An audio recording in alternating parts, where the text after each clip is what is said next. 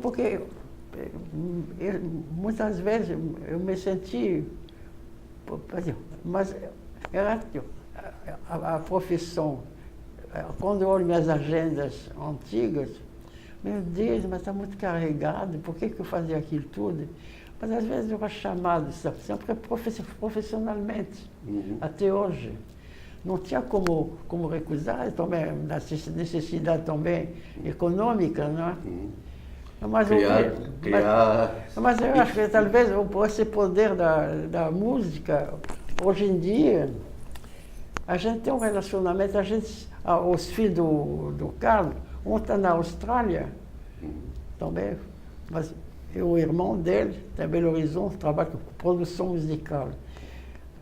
Bom, a gente tem um contato, não sei se porque, afinal, eu tenho essa idade toda, e a Beth, a avó também, eles não são jovenzinhos, mas eles se conhecem, eles não são iguais de temperamento. Então, também, eu nunca falei para ninguém fazer música, foi uma coisa espontânea. Necessidade deles próprios. Mas dá para pensar bastante, né, sobre isso.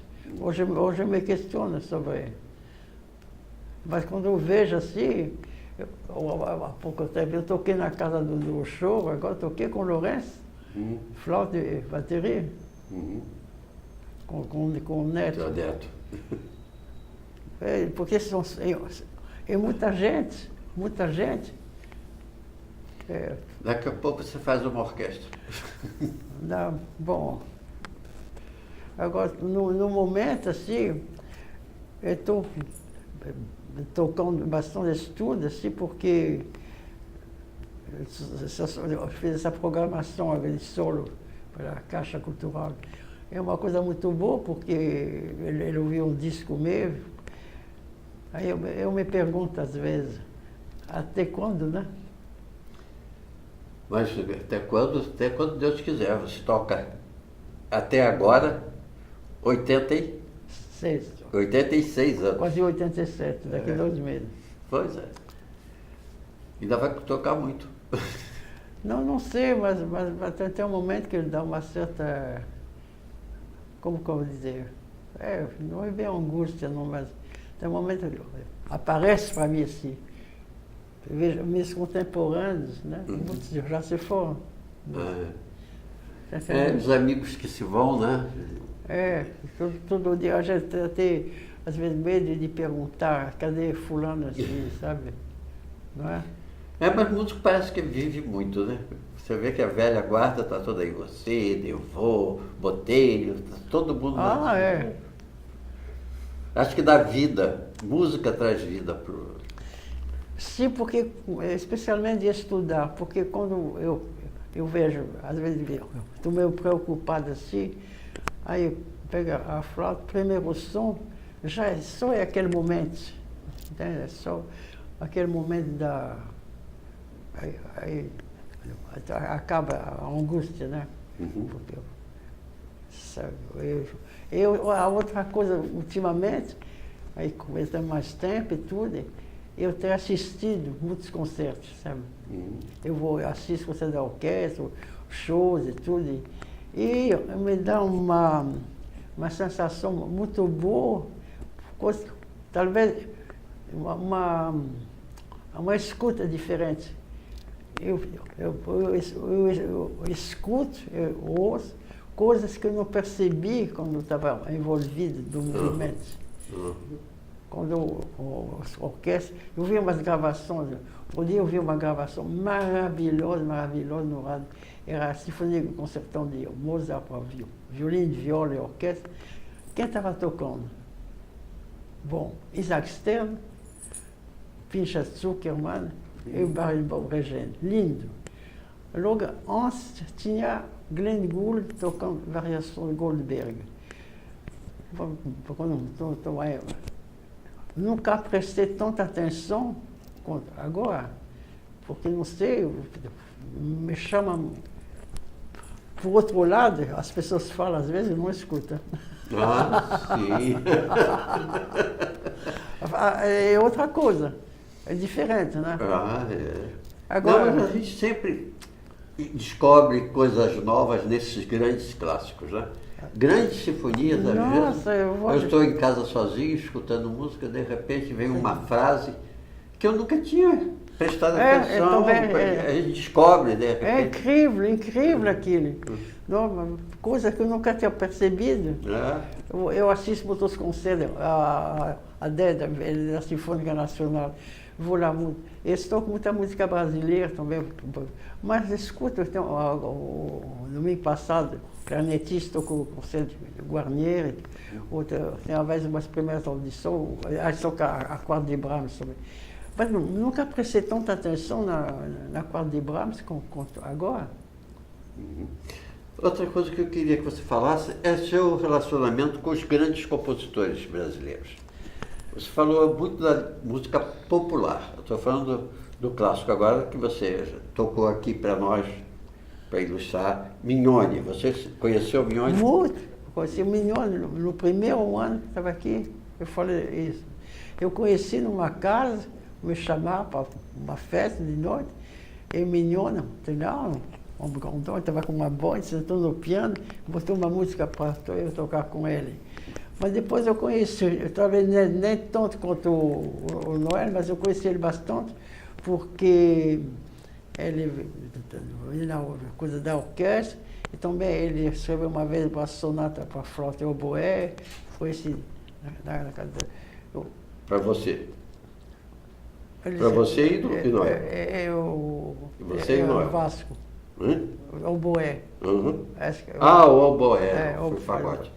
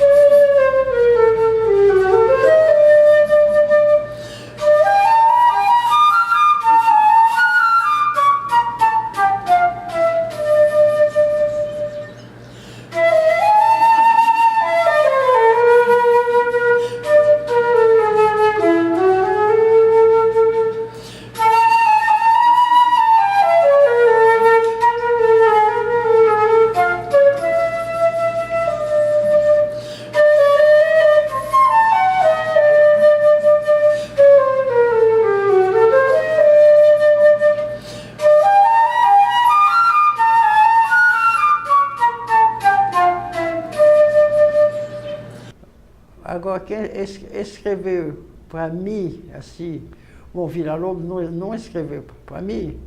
Você chegou a conhecer Vila? Sim, muito bem, Villa-Lobos eu conheci muito. Eu conheci Villa-Lobos aqui na orquestra, onde ele veio. Depois, teve um episódio muito engraçado que eu já contei, né? Eu estava voltando para a França de férias, o primeiro ano até, com o Devaux. Essa história, eu já contei, então. A gente foi de navio. A gente ganhava bem na orquestra, então primeiro vamos passar férias, vou passar Natal na França. Aí, Villa-Lobos já... Quem apresentou Villa-Lobos foi também mais uma história. O dia que eu fui embora de Paris, fui lá me despedir dos colegas do conservatório. Aí eles falaram, tem uma brasileira que acaba de chegar aqui. Aí tinha uma moça ali, aí eu achava que a brasileira tinha que ser mais magrinha, assim, chamadinha Gomberg. Grande pianista. Bom, pianista. Ela falou assim, pois é, acabei de chegar. Eu falei, eu estou indo embora para o Brasil. Ela falou, acabei de chegar, estou procurando um lugar para morar. Então, a minha mãe, a gente morava num apartamento bastante grande, mas meus irmãos não estavam... Minha mãe, em contato com a universidade, ela alugava para estudante. Vai lá procurar minha mãe, tudo, para ficar... Não, nem cheguei a ir lá com ela foi lá, eu viajei, ela estava em outro lugar, ela foi lá, Mas ela falou para mim, me lembro da cena, era no pátio do Conservatório na Rua de Madrid. Ela veio, deu um presente para meus pais e para uma amiga minha no Rio, perfume. Ela me deu um endereço para a mãe dele e para a amiga que era a Elsa Chastel, da Poarte, que está viva até hoje. Bom, aí eu encontrei, fui super bem recebido por o pai dele, ele morava na Tijuca. O pai dele, ele era pianista e afinador de piano, Sr. Gombarga. E também a mãe da Elsa também, era imigrante judeu, polonês. Me receberam super bem para mim como filho. E eu sei que na sexta-feira de noite, sempre participar do jantar, do Shabbat, lá da família. Eu, o Sr. Gombarga, ele morava lá da Tijuca. Falei, tem que conhecer a Vila Lobos. Falei, bom, Vila Lobos, meu professor lá em Paris tocou obras de Vila Lobos, Gaston Prunel. Ele me falou, você vai conhecer a Vila Lobos, que é um compositor. Ele falou, ele mesmo, sempre doente, mas é um grande compositor, mas não conheço. Você vai conhecer a Vila Lobos. Pensei, será que ele conhece Vila Lobos? Não, vamos marcar. Marcou para mim e para o Noel. Ele não contou isso aqui, não? Não. Muito bem. Marcou, a gente falou com o Sr. Gombarga, ele levou a gente, era na Urca, lá no lugar onde é canto orfeônico. Agora estou me lembrando, ele contou sim. Ele contou. Que vocês foram tocar a baqueada do Bruxelas, né? Ele contou. Ele falou, bom, vocês tocam muito bem, mas vocês têm que fazer muitas serenatas aqui, ele falou. E ele deu, a gente estava voltando justamente de férias, ele deu recomendação para o Florent Schmitt e para o Chant du Monde. Ele ficou na dúvida, será que ele deu? Mas eu fiquei com as cartas, a gente não entregou, bobo, né, em Paris. Mas ele falou assim, você vai de navio, não sei, se fosse dessa viagem, não foi dessa viagem mesmo. O navio era a companhia italiana, ele contou essa história da mala. Não contou não. Estou escutando só. Essa história. Muito bem. O Vila Lobos falou, você está indo, você que levar uma mala para meu editor, Max Sechig, porque eu vou depois, mas eu vou de avião com a Mendini e tudo. Não tem problema, eu peguei, embarcamos. E o navio, esse navio italiano, Italmar, ele não chegava em Cannes, mas ele não chegava até o porto. A gente descia num outro... Calais. Bom, e a gente está lá, descendo, a bagagem desceu, e o navio foi embora, ele ia para Gênova. E eu estava na bagagem, tudo, falei, não é, né? Cadê a mala do Vila Lobos? Cadê a mala? Meu Deus, a mala ficou, que coisa assim. É agora. O homem lá da companhia, não, estou mesmo a mandar uma correspondência, e essa mala, eles vão mandar de trem para Paris. Assim mesmo, né? Ficou bem organizado. Tudo bem, então, foi tranquilo. Aí Noel foi lá no norte da França, para Calais, tudo, eu fiquei em Paris. Aí chegou a mala. Eu fui lá era na gare de Lyon. Eu cheguei lá a mala para tirar. Tinha uma alfândega. Ele deu o compositor brasileiro, eu tirar, eu não sei. Uma coisa de confiança para retirar. Após abrir a mala, eu falei, não, mas eu não tenho chave da mala. Bom, não tem? Mas tem que abrir. Eu falei, não, mas eu não tenho chave. Ele não me deu a chave. Ele falou que era para entregar para o editor dele, na Rue do Homem. Mas vamos abrir. Ele perguntou para mim, o que tem dentro? São partituras. Então, muito bem, abriu uma forçou a mala, tinha primeiro, um casaco de peles, ele me disse, garrafa de whisky.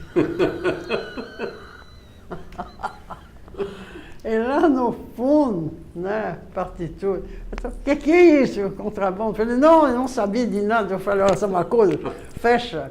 E a Dina estava, eu fiz parte com meus pais. Eu falei, Dina, seu pai é amigo de Vila Lobos. E fui. Aí eu tinha programado de fazer uma viagem na Itália. Eu vou passar, você cuida dessa mala. Ah, mas eu já contei essa história, o pessoal ficou morrendo de rir. Contrabandista. Caramba, mas não.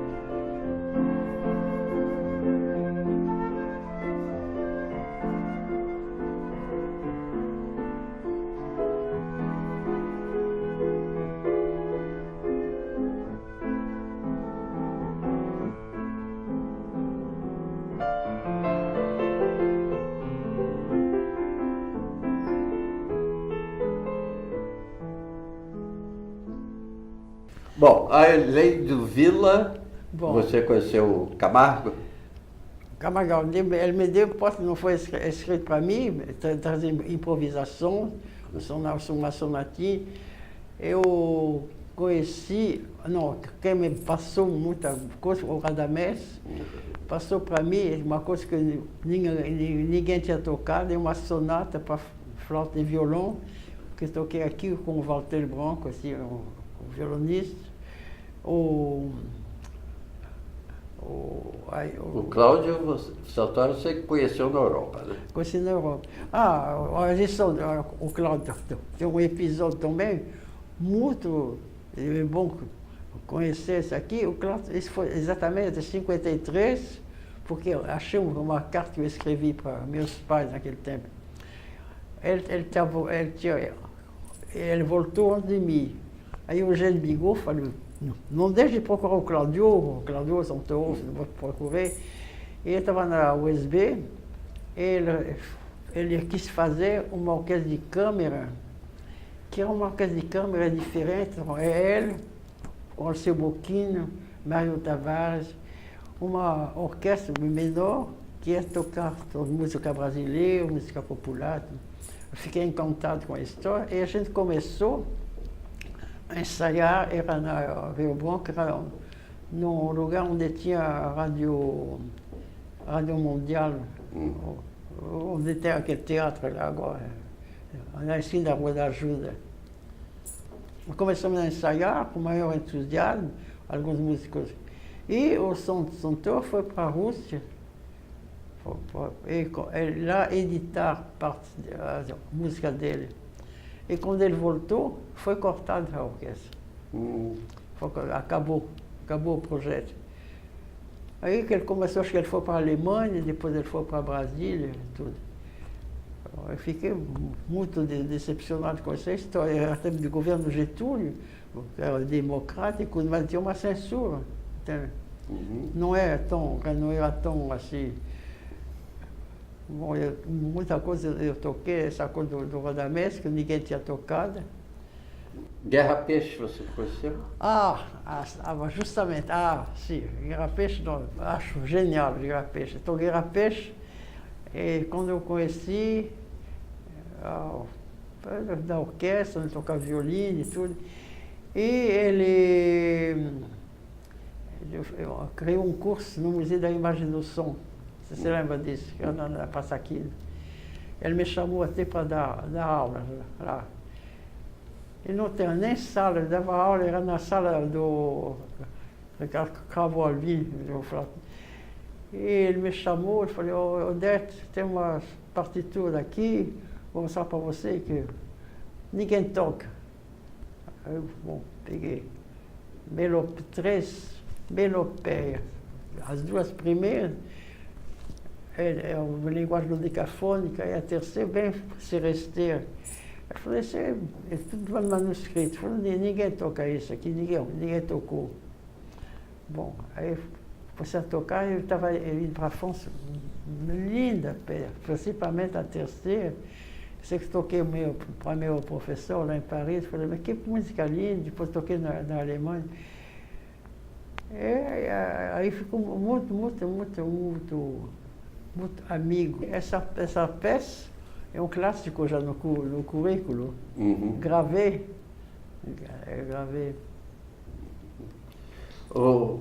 Odete, o nosso tempo está terminando.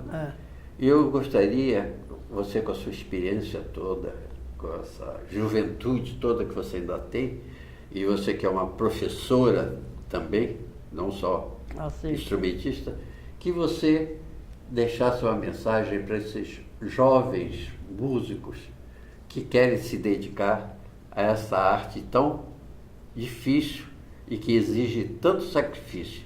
Eu queria que você deixasse uma mensagem para eles.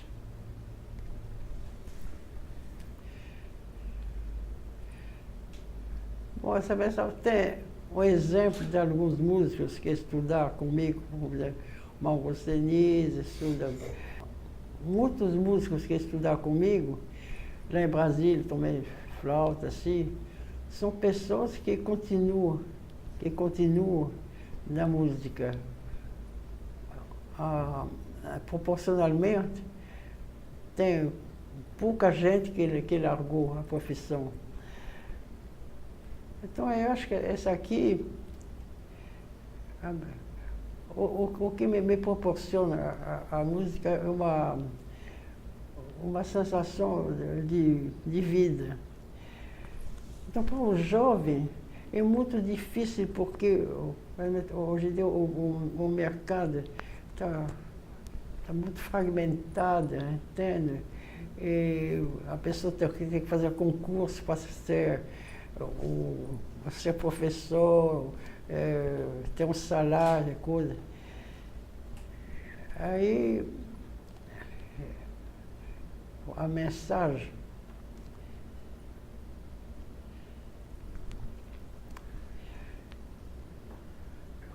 eu acho que não é só questão da música, é uma questão de você se engajar naquilo que você escolheu. Agora, a música é uma coisa que atinge você profundamente. Você não tem...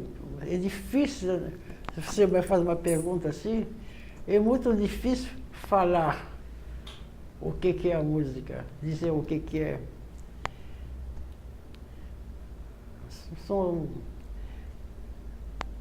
Porque muita gente vai escolher uma outra profissão para poder se dedicar à música. Se dedicar. Uhum. Agora, a nossa profissão, quando você está no palco, você joga uma hora, uns minutos, o resultado é todo um engajamento. Assim. Eu estava vendo um tempo o meu neto tocando nos jovens. Eu acho que é tão precioso esse momento onde você está engajada, é um momento tão vital, que vale a pena. Vale a pena você se dedicar. Essa é a mensagem que eu poderia dizer, assim, como... na realidade, eu nunca, profissionalmente, ou vitalmente, eu nunca fiz outra coisa. A minha vida, se é outra coisa, Claro, a minha vida como ser humano, como mulher, como mãe, como tudo, não são coisas separadas. A música, ela emprega, ela dá uma coisa de você profunda, que faz que vale a pena você continuar. É difícil dizer uma mensagem, dizer faça como eu, não vou dizer isso aqui. Vou dizer o que eu sinto. O que você diria? Não, se vale a pena. Se vale a pena. Vale a pena viver? É, lógico. Né? O que a gente... Eu acho que se é imprescindível, se ele é músico, ele tem que ser músico, não é isso? Tem que se dedicar. Tem que se dedicar. Tem que se dedicar sem cálculo, entende? Porque esses momentos que o que a gente sente quando toca é uma coisa tão essencial, sabe? É essencial para mim. Não tem... Aí pode organizar para fazer cursos regulares, diplomas, aquela coisa toda. Eu acho que não é só para uma pessoa que vai dar um concerto, para qualquer pessoa, no momento que você estava vendo esses jovens tocando, um envolvimento assim, isso que dá valor você se engajar. O que a gente sente quando toca, acho que vale a pena. Vale a pena, porque tem uma coisa também, as outras profissões, você vai escolher uma outra profissão para garantir seu prazer de tocar. Eu não concordo muito com isso, porque você vai garantir o quê? É a questão do tempo que você vai dividir. Isso, justamente, essa palavra do tempo, né, é uma coisa essencial da música. Então você vai fazer outra coisa, como você pode voltar depois para passar outro? Agora eu posso fazer música porque já sei, meu dinheiro está ali. Não é bem assim. Quando eu faço música, eu não posso me dividir. Não posso pensar só na minha sobrevivência. Entende? Aí, eu acho que essa sensação assim do tempo, aquele momento que quando você estuda, porque é uma coisa também muito solitária. Você estuda, você está sozinho com você mesmo, ouvindo, escutando o seu som, não é? Mas sabendo que você está contando também para outra pessoa. É uma tomada de consciência, né? E uma certeza de comunicação. Então, acho que é uma coisa única.